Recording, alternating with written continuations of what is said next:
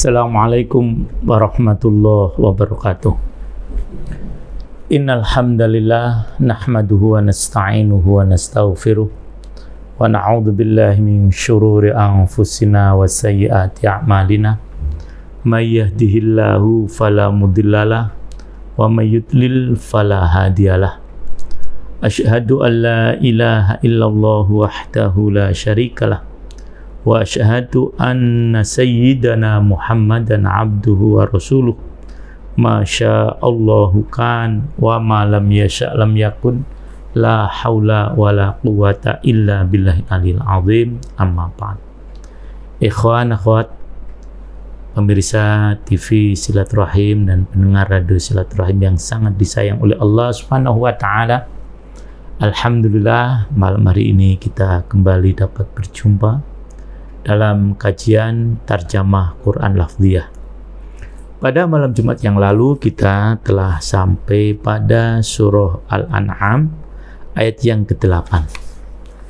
Malam hari ini sampai menjelang Isya nanti kita akan kaji kelanjutannya, yaitu surah Al-An'am ayat yang mulai dari ayat yang ke-9. Untuk itu marilah kita awali kajian malam hari ini dengan bersama-sama membaca doa menuntut ilmu. Bismillahirrahmanirrahim. Rabbi zidni ilma, Allahumma anfa'ni bima 'allamtani wa 'allimni ma yanfa'uni warzuqni ilman yanfa'uni. Amin. Kita mulai ayat yang ke-9 sekaligus kita jadikan satu dengan ayat yang ke-10. A'udzu billahi minasy syaithanir rajim.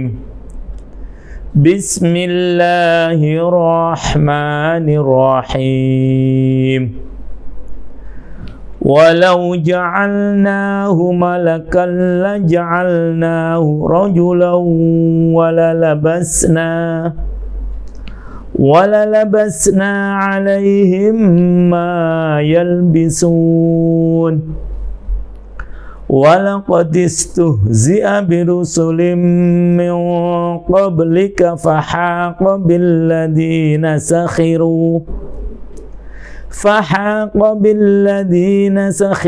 minhum ma kanu bih فحاق بالذين سخروا منهم ما كانوا به يستهزئون.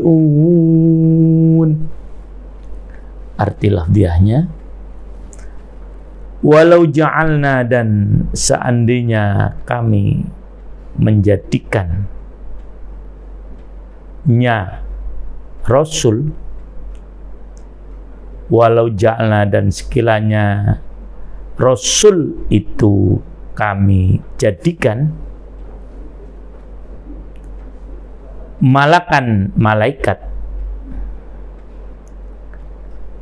la ja'alnahu, niscaya kami akan menjadikannya rajulan, berwujud laki-laki, walalabasna, dan sungguh kami akan menjadikan tetap ragu alaihim, atas mereka, ma yalbisun, apa yang mereka ragukan, atau mamas dariyah, tetap ragu sebagaimana mereka ragu. Walaqad istuhzi'a, dan sungguh telah diolok-olok, birusulin, banyak bak zaidah, beberapa rasul min qablika, dari sebelum engkau, fahaqo, maka turunlah azab, billadina, kepada orang-orang yang sakhiru, mereka mencemooh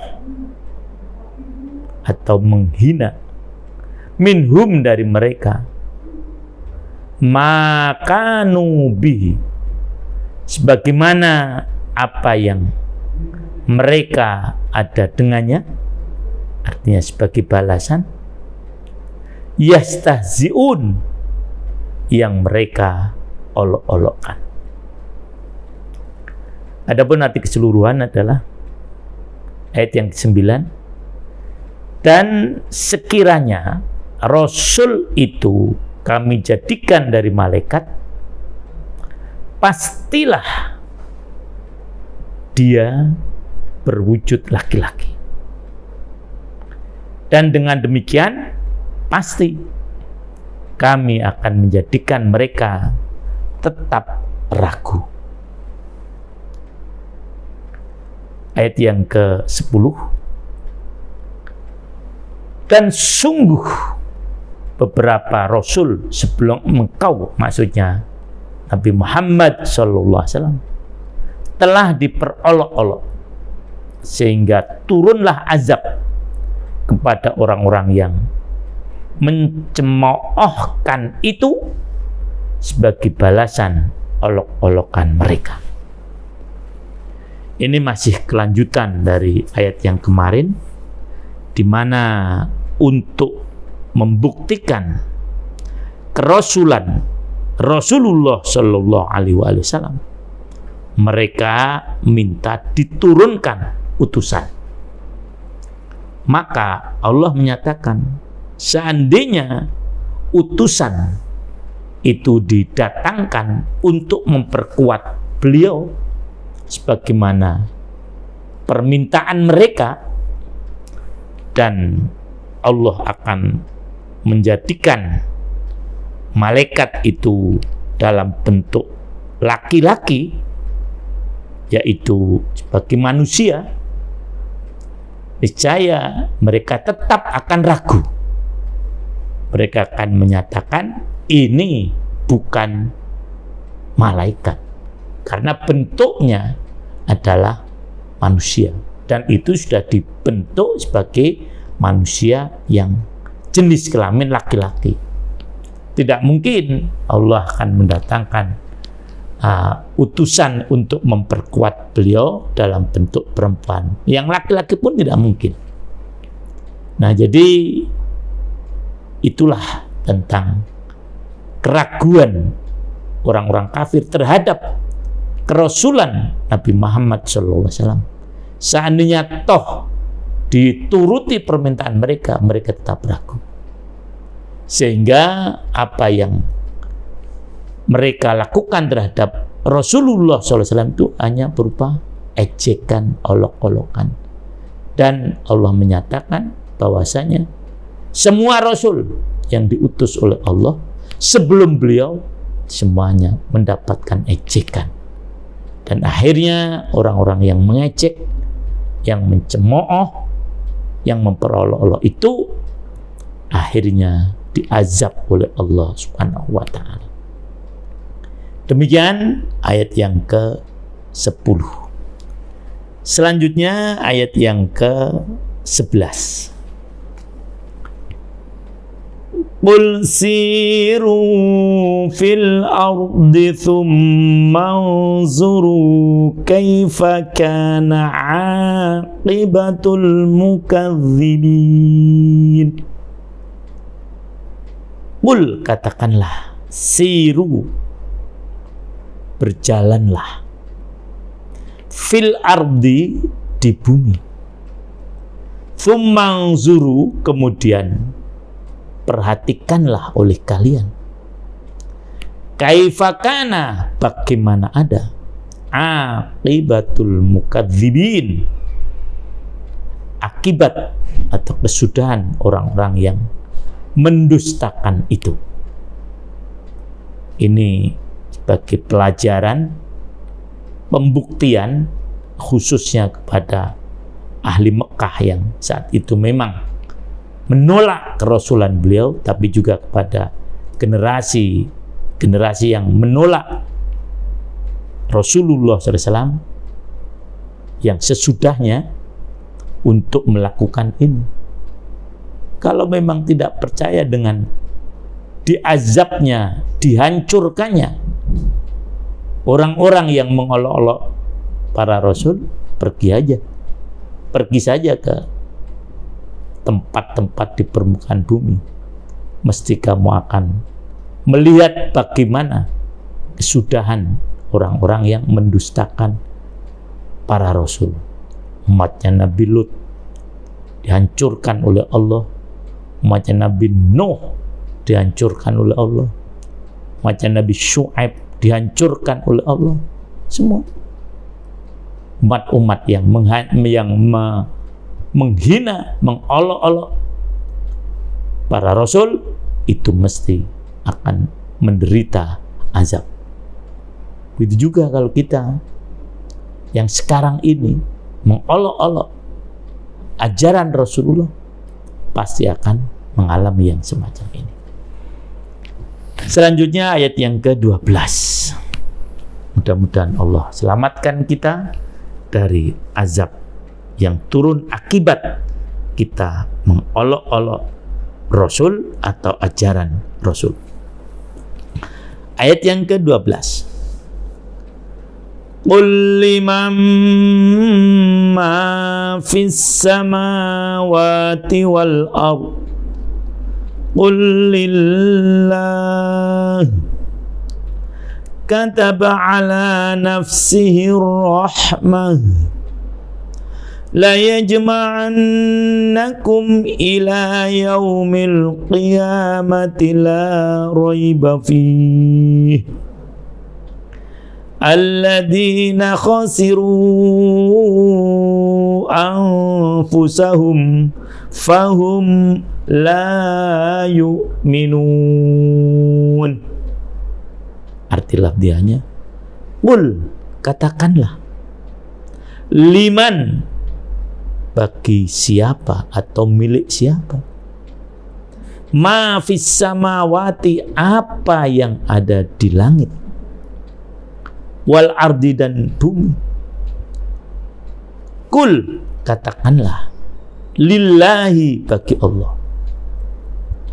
Kataba ala nafsihi rahmah, yang Allah dia telah menetapkan ala nafsihi, pada dirinya, pada zatnya, ar-rahmah, kasih sayang. La yajma'annakum, dia sungguh akan mengumpulkan kalian, ila yaumil qiyamati, pada hari kiamat, la raiba fihi, yang tidak ada keraguan lagi di dalamnya. Alladzina, orang-orang yang khasiru, merugikan, anfusahum, diri mereka sendiri, fahum, maka mereka la yu'minun, tidak beriman. Arti secara keseluruhan dari ayat yang ke-12 ini, katakanlah, milik siapakah yang di langit dan di bumi? Katakan, milik Allah. Dia telah menetapkan sifat kasih sayang pada dirinya. Dia sungguh akan mengumpulkan kalian pada hari kiamat yang tidak diragukan lagi. Orang-orang yang merugikan dirinya, mereka itu tidak beriman. Jadi pada penggalan pertama ayat ini, Allah memerintahkan kepada Rasulullah untuk menyampaikan kepada orang-orang kafir. Siapa coba pemilik langit dan bumi ini? Kalau mereka tidak menjawab atau jawabannya salah, misalnya milik saya, milik dewa, milik berhala, nah itu, maka jawab semuanya salah. Karena apa? bumi dan langit itu milik Allah. Yang di sini disebutkan sifat Allah yang utama adalah sifat kasih sayang. Jadi Allah mengutus Rasulullah SAW itu sebagai wujud kasih sayang kepada manusia. Bahkan bukan hanya Rasulullah SAW, nabi-nabi yang terdahulu pun begitu. Diutus para nabi, para rasul itu sebagai wujud kasih sayang Allah pada manusia. Nah, kemudian kasih sayang Allah selanjutnya mengumpulkan manusia di hari kiamat. Kenapa berkumpulnya manusia di hari kiamat itu sebagai salah satu wujud kasih sayang Allah? Karena disitulah nanti manusia akan mendapatkan balasan dari Allah. Nah, ini wujud kasih sayang. Allah memerintahkan kepada kita untuk beramal. Sudah tentu Allah akan memberikan balasannya. Kapan balasannya? Besok pada hari kiamat. Oleh karena itu, yang tidak beriman kepada Allah, yang tidak beriman kepada Rasulullah, khususnya Nabi Muhammad SAW, itu jelas orang yang rugi. Besok di hari kiamat dia tidak akan mendapatkan balasan sama sekali. Nah, selanjutnya ayat yang ke-13, kita jadikan satu dengan ayat yang ke-14. Walahu ma sakana fil laili wan nahar wa huwas sami'ul alim. Qul aghairallahi attakhidhu waliyan fatiris samawati wal ardh Fatiris samawati wal ardi wa huwa yut'imu wa la yut'am. Qul inni umirtu an akuna awwala man aslama wa la takunanna minal musyrikin. Arti lafziahnya, walahu ma sakana, dan baginya Allah maksudnya ma sakana, apa yang ada, yang tinggal, fil laili, pada waktu malam, wan nahari, dan siang, wa huwas sami'ul alim, dan dia maha mendengar lagi maha mengetahui. Qul, katakanlah, a ghairallah, apakah selain Allah, attakhidhu, aku menjadikan, walian, pelindung, fatiris samawati, ingat ini majrur ya, karena dia merupakan badal daripada Allah, bukan walian atau sifat. Nah,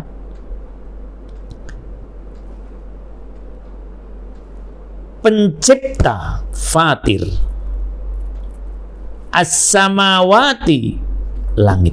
Jadi Allah pencipta langit, fatiris samawati, pencipta langit, wal ardi, dan bumi, wa huwa, dan dia yut'imu, memberi makan, wala yut'am, dan tidak diberi makan.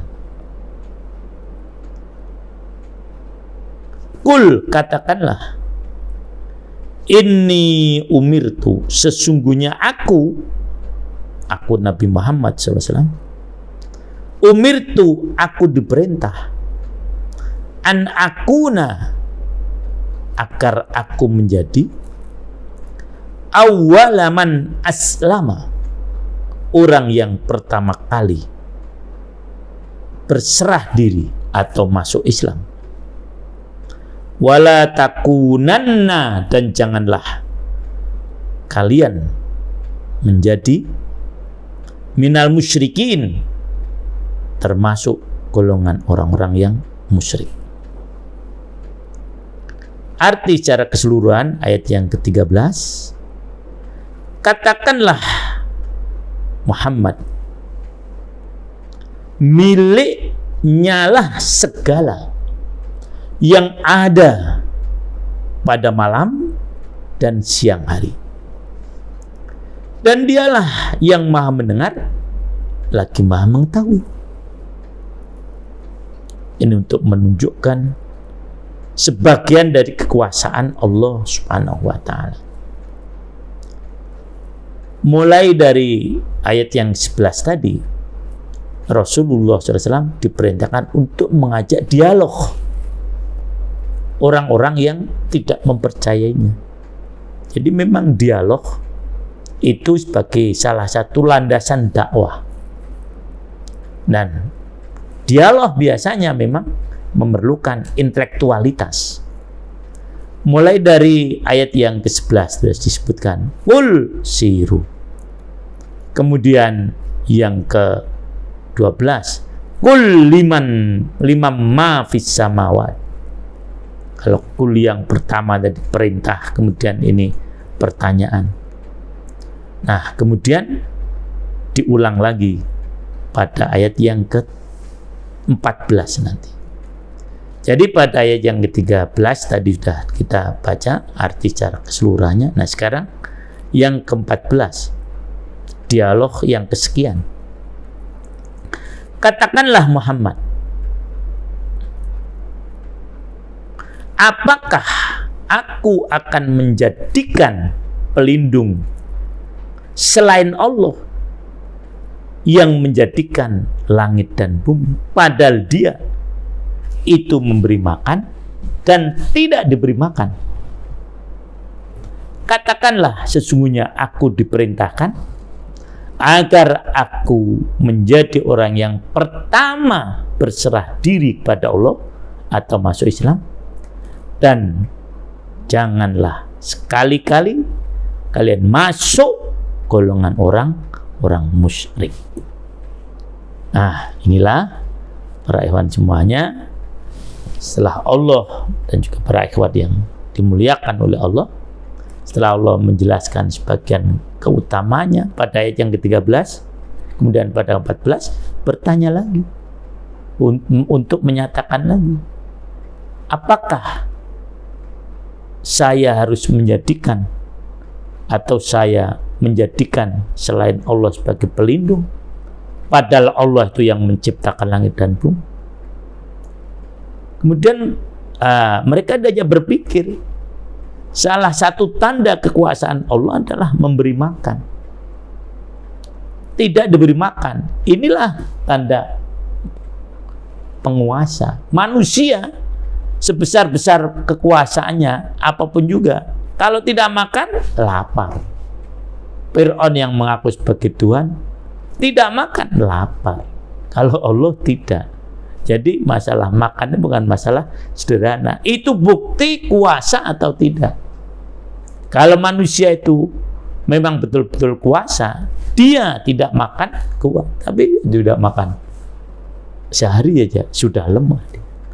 Nah, kemudian kalimat selanjutnya Allah menyatakan bahwasanya yang pertama kali untuk berserah diri atau masuk Islam ya harus Rasulullah SAW. Karena apa? Dia mengajak orang untuk Islam, maka dia harus pertama kali Islam. Maka dia yang menyatakan orang yang pertama kali membaca syahadat adalah Rasulullah SAW dengan bentuk syahadat asyhadu alla ilaha illallah wa asyhadu anni Rasulullah. Itu syahadat beliau. Saya bersaksi tidak ada Tuhan selain Allah, dan saya bersaksi saya adalah utusan Allah. Nah, selanjutnya ayat yang ke-15 dan ke-16. Qul inni akhafu in asaitu rabbi adzaba yaumin azim. May yusraf anhu yawma idzin faqad rahimah wa dzalika huwal fawzul azim.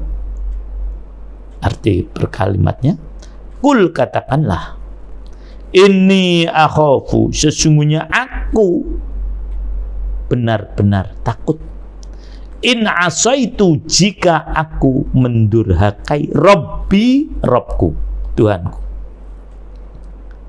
adaba yaumin, akan azabnya suatu hari, azimin, yang besar. Man, barang siapa, yusrof, dijauhkan, dipalingkan, anhu, darinya, dari azab dan yauma idin, pada hari itu, faqad rahimah, sungguh dia, Allah telah memberikan rahmat kepadanya. Wadzalika, dan itulah al-fauzu, kemenangan, al-mubin, yang nyata. Arti secara keseluruhan dari ayat ke-15, katakanlah Muhammad, aku benar-benar takut akan azab hari yang besar, yaitu hari kiamat, jika aku mendurhakainya. Jadi apa yang disampaikan oleh Rasulullah SAW adalah apa yang diperintahkan oleh Allah pada beliau. Tidak ada penentangan sama sekali. Kalau sampai belum menentang maksiat, maka tadi katakan, saya takut nanti akan diazab oleh Allah dari kiamat. Ya, apabila ada orang yang dijauhkan dari azab pada hari kiamat, maka sungguh dia mendapatkan rahmat dari Allah, dan itulah keberuntungan yang nyata. Jadi barometer keberuntungan adalah manakala manusia itu selamat besok di hari kiamat, bukan sekarang ukurannya, ya. Nah, selanjutnya ayat yang ke-17 dan 18. Wa iyamsaskallahu bidurrin fala kashifa lahu illa hu wa iyamsaska bi khairin fahuwa ala kulli syai'in qadir wa huwal qahiru fawqa ibadihi wa huwal hakimul khabir. Arti secara lafziahnya, wa iyamsaska, dan jika menimpakan kepada engkau Allah bidurrin, suatu bencana, fala kashifa, maka tidak ada yang dapat menghilangkan lahu, baginya, illa huwa, kecuali dia. Wa iyamsaska, dan jika menimpakan kepada engkau bi khairin, satu kebaikan, fahuwa ala kulli syai'in qadir, maka dia atas segala sesuatu maha kuasa. Wa huwa, dan dia al-qahiru, yang berkuasa, fauqa ibadih, di atas hamba-hambanya. Wa huwal hakimul khabir, dan dialah yang maha bijaksana lagi maha mengetahui. Arti secara keseluruhan dari dua ayat ini, yaitu 17-18 adalah, dan jika Allah menimpakan satu bencana kepadamu, tidak ada yang dapat menghilangkannya selain dia. Dan jika dia mendatangkan kebaikan kepadamu, maka dia maha kuasa atas segala sesuatu. Ini ayat yang ke-13, yang ke-17, yang ke-18, dan dialah yang berkuasa atas hamba-hambanya, dan dia maha bijaksana lagi maha mengetahui. Ini ayat penutup dari kajian kita pada malam hari ini, yang menunjukkan kekuasaan Allah Subhanahu wa ta'ala mutlak. Dengan ini kita akan tenang dalam hidup ini, karena memang kehidupan kita dikuasai oleh Allah Subhanahu wa ta'ala, dan Allah Subhanahu wa ta'ala telah menetapkan pada dirinya untuk selalu menyayangi kita. Jadi Masya Allah, hidup ini apabila kita mengikuti tuntunan Allah, mesti kita akan dapat tenang, ya, karena memang rahmat yang kita dapatkan. Mudah-mudahan kita semuanya memahaminya. Jazakumullah khairan atas semua perhatiannya, dan mohon maaf apabila ada yang kurang berkenan. Akhirnya marilah kita akhiri kajian kita malam hari ini dengan membaca doa kafaratul majlis. Subhanakallahumma wa bihamdika asyhadu an la ilaha illa anta. Assalamualaikum warahmatullahi wabarakatuh.